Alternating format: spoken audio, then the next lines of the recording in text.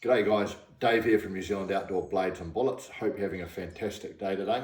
Please feel free to like, comment and subscribe. It does help out my channel a ton, but more importantly, I'm learning a lot and enjoying talking to you about my various hobbies. Recently, I did a quick video on my older Sako Forester L579 in 7mm08, and this was a rifle and a model that I always wanted to own. I own a couple of Sakos, and something interesting has happened particularly in the last few years around Sako. But just going back in time a bit, I was reading this book by James Passmore, The New Zealand Hunting Rifle. If you're into the traditional and historical aspects of New Zealand hunting rifles, I'd highly recommend it if you can find a copy. And he makes a mention that the Sako rifle was always arguably the most sought after rifle or high-end expensive rifle in New Zealand for New Zealand deer hunters. New Zealand deer hunters have traditionally always liked Sako rifles. They first showed up in New Zealand in the early 1960s, were made famous by the professional deer hunters, and those that had the money tended to purchase them. They have always been expensive, whether it was in 1962 in New Zealand, in 1980, or today. The Sakos are high end. For a factory rifle, they cost a lot of money. But why did then especially New Zealanders like them? Well, possibly it was just because of their ergonomics, their high quality and their accuracy, particularly back in the older days. I'm talking about the 80s and earlier. Some rifles weren't quite as accurate as they are out of the box today.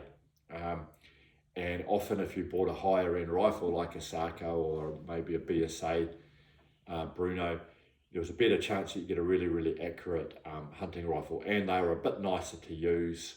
They were ergonomic, really rifles to be proud of.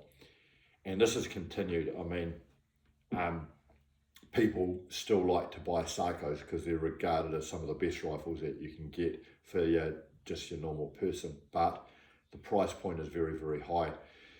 Of late, in the last few years, or probably the last 10 years, I've noticed that the online sales, particularly of second-hand Sakos, has really dropped in price. Second-hand Sakos are not fetching as much money now. And talking to some buddies who work in retail, there's less and less people buying brand new Sakos. Why is that? Because from what I can tell, in many cases, these guys are actually buying Tikas. The Tikas are pretty much shooting just as accurately as the Sakos. And what some retailers are saying, well, if you want to buy a Sako, buy a Sako. It's nicer than the Tika. It's more expensive and it's arguably better quality than the Tika, but it's not necessarily going to shoot any better.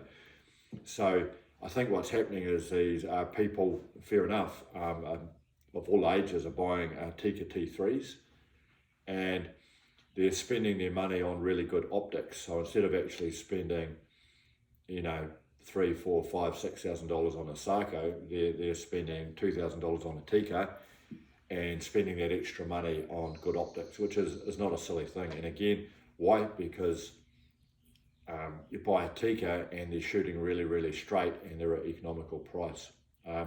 What does this mean for the Sako sale of Sako? Well, they have dropped off a bit. They're still dominant in New Zealand. You'll still go into your gun shops and they'll still be stocking Sakos. It's just it appears that maybe it's a cost of living. People are tending not to spend that much money on a rifle at the moment. That's my sort of biased opinion and just based on observations and anecdotes, but I would love to hear from you. And by the way, if you've got a Sako, I own 2 Sakos. I hunt with Sakos. I love them. I'm just saying they're not selling as many as they used to, but love to hear from you. And if you got this far, have a fantastic day. Cheers.